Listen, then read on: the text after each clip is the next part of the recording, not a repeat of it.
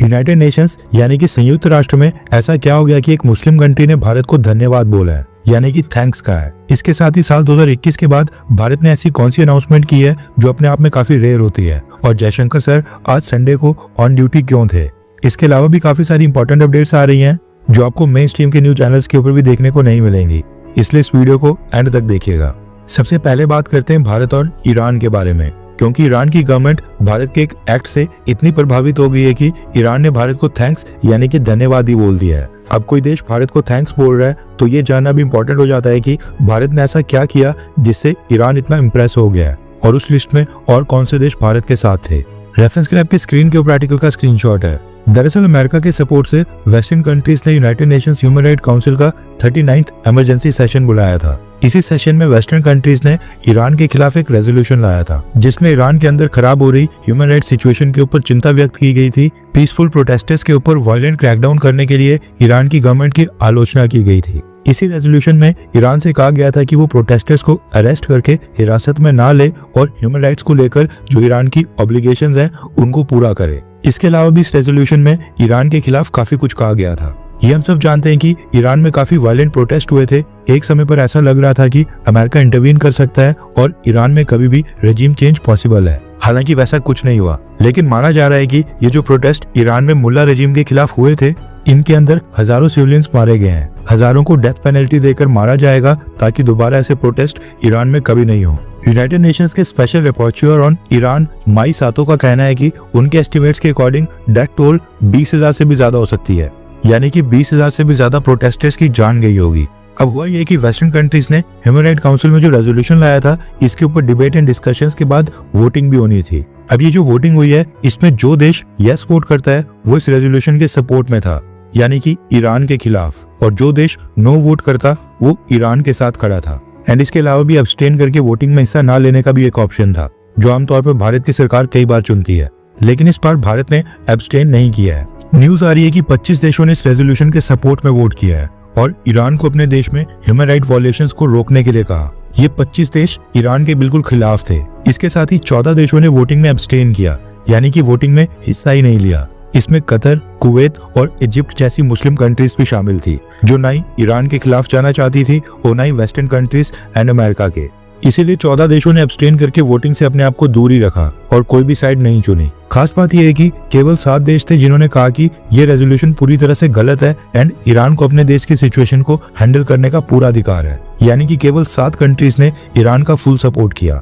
अब ये जो 7 देश हैं, इनमें भारत भी था। भारत ने भी इस रेजोल्यूशन के अगेंस्ट वोट किया, यानी कि ईरान का साथ दिया। अब वो 7 देश जिन्होंने United nation human right council में ईरान को सपोर्ट किया वो थे Bharat, China, Pakistan, Cuba, Indonesia, Iraq और वियतनाम। अब ऑब्वियस है कि जब इतने बड़े लेवल के ऊपर प्रोटेस्ट के ऊपर क्रैकडाउन करने के बाद भी 46 में से केवल 7 देश ईरान के सपोर्ट में आएंगे, तो ईरान को तो उनको थैंक्स बोलना ही बनता है। इस रेजोल्यूशन पर भारत ने ईरान का साथ क्यों दिया, इसके पीछे कई सारे कारण हो सकते हैं, लेकिन सबसे मेन कारण है भारत को चाबहार पोर्ट का एक्सेस चाहिए। एक ये छोटा सा रीजन भी काफी है, क्योंकि आज की डेट में वर्ल्ड जियोपॉलिटिक्स के अंदर सही क्या है और गलत क्या है, इसकी परिभाषा डोनाल्ड ट्रंप के आने के बाद अब कुछ भी मैटर नहीं करती है, क्योंकि सारे उल्टे काम अब वही देश करने लगा है जिसने ये वर्ल्ड ऑर्डर बनाने में सबसे बड़ा योगदान दिया था। ऊपर से ह्यूमन राइट काउंसिल भारत के ऊपर भी कई बार झूठे आरोप लगा चुका है। इस वोटिंग के बाद ईरान के भारत में एम्बेसडर मोहम्मद फतह अली और ईरान की गवर्नमेंट ने स्टेटमेंट इशू करते ग्रेटिट्यूड एक्सप्रेस किया है। ईरान के एम्बेसडर ने कहा है कि भारत की सरकार ने यूएन ह्यूमन राइट काउंसिल में अनुचित और पॉलिटिकली मोटिवेटेड रेजोल्यूशन के ऊपर ईरान को जो फर्म और प्रिंसिपल सपोर्ट एक्सटेंड किया है, उसके लिए ईरान की तरफ से एक सिंसियर ग्रेटिट्यूड है, यानी सच्चे दिल से भारत को धन्यवाद और हम आपके आभारी रहेंगे। इन्होंने कहा कि ये शो करता है कि जस्टिस, मल्टीलेटरलिज्म और नेशनल सोवरेनिटी को लेकर भारत कितना कमिटेड है। ये कहना है ईरान का। इस स्टेटमेंट से पता चलता है कि ईरान ने भारत के सपोर्ट को काफी पॉजिटिव तरीके से लिया है। नेक्स्ट अपडेट आ रही है भारत के highest peace time gallantry award को लेकर। दरअसल जब कोई देश वॉर में होता है उस टाइम के लिए अलग गैलेंट्री अवार्ड दिए जाते हैं, और जिस समय वॉर में नहीं होता है तो उस दौरान जो अलग अलग ऑपरेशंस और सर्विसेज किए जाते हैं, एनकाउंटर्स किए जाते हैं, उनके लिए अलग गैलेंट्री अवार्ड दिए जाते हैं, जिनको पीस टाइम गैलेंट्री अवार्ड्स कहा जाता है। अब इनमें सबसे टॉप के ऊपर आता है अशोका चक्र, दूसरे के ऊपर कीर्ति चक्र और तीसरे के ऊपर शौर्य चक्र। अब वैसे तो ये तीनों ही अवार्ड बहुत इंपॉर्टेंट है और तीनों का सम्मान किया जाना चाहिए, लेकिन बात यह है कि कीर्ति और शौर्य चक्र ऑलमोस्ट हर साल अवार्ड किए जाते हैं, लेकिन अशोका चक्र इनमें बहुत ही रेयर होता है और हाईएस्ट लेवल के गैलेंट और ब्रेवरी के लिए दिया जाता है। आज तक आजादी के बाद से केवल 80 से 90 लोगों को अशोका चक्र मिला होगा एंड इनमें से भी 60 से 70 लोग ऐसे थे जिन्होंने एनकाउंटर्स और ऑपरेशंस के अंदर अपना सुप्रीम सैक्रिफाइस दिया था, यानी कि शहादत दी थी।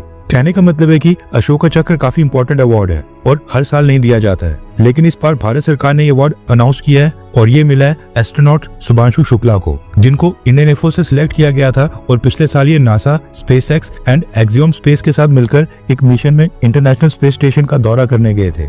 अराउंड 20 दिन तक वहाँ पर रहे थे, साइंटिफिक एक्सपेरिमेंट्स और रिसर्च वर्क किया, देश का तिरंगा वहां से दिखाया और फ्यूचर में भारत की ह्यूमन स्पेस फ्लाइट्स और गगनयान मिशन के लिए इंपॉर्टेंट एक्सपीरियंस भी गेन किया। इसी के लिए भारत सरकार ने ग्रुप कैप्टन शुभांशु शुक्ला को अशोका चक्र अवार्ड करने का फैसला किया है। वैसे आपकी जानकारी के लिए बता दूं कि पिछली बार अशोका चक्र दिया गया था साल 2021 में J&K पुलिस के assistant sub inspector Babu Ram को, जिन्होंने श्रीनगर में ऑपरेशन में 3 टेररिस्ट को मार गिराया था और देश के लिए सुप्रीम बलिदान दिया था। अब वो हमारे बीच में नहीं है। नेक्स्ट अपडेट आ रही है भारत और अमेरिका को लेकर। रेफरेंस के लिए आपकी स्क्रीन के ऊपर आर्टिकल का स्क्रीनशॉट है। न्यूज निकल कर आ रही है कि आज संडे को भी मिनिस्ट्री ऑफ एक्सटर्नल अफेयर्स में भारत एंड अमेरिका की एक बहुत ही बड़ी मीटिंग हुई है। हमारे विदेश मंत्री जयशंकर सर ने आज यूएस कांग्रेशनल डेलीगेशन को होस्ट किया है। अमेरिका के 3 कांग्रेसमैन लॉ मेकर्स के साथ US ambassador to India Sergio Gor भी इस मीटिंग में शामिल हुए थे।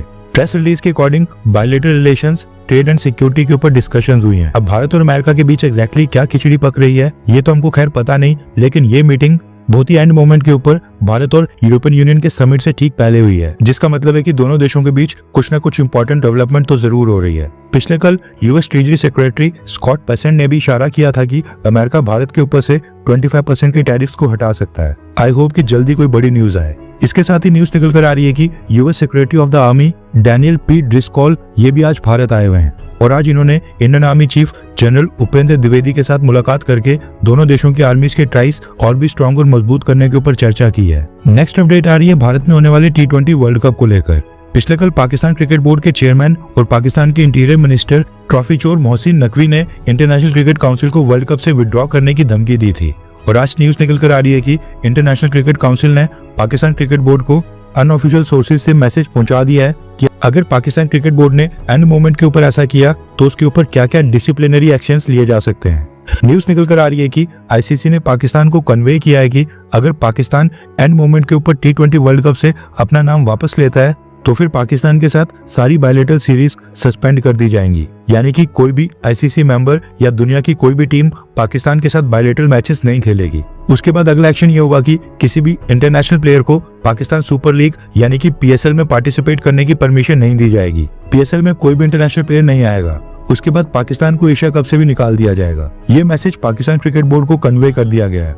ऐसे में अब ये देखना इंटरेस्टिंग होगा कि पाकिस्तान क्रिकेट बोर्ड क्या करता है, क्योंकि बांग्लादेश को पंप देकर उनको तो पाकिस्तान ने वर्ल्ड कप से बाहर करवा ही दिया है। अब अगर खुद वर्ल्ड कप खेलते हैं तो बांग्लादेश क्रिकेट बोर्ड पाकिस्तान से नाराज होगा कि हमें जो सजेस्ट किया वो खुद पाकिस्तान ने नहीं किया। एंड अगर अपनी टीम नहीं भेजी तो इंटरनेशनल क्रिकेट काउंसिल की पेनल्टीज ऐसी हैं कि पाकिस्तान क्रिकेट बोर्ड पूरी तरह से बर्बाद हो जाएगा।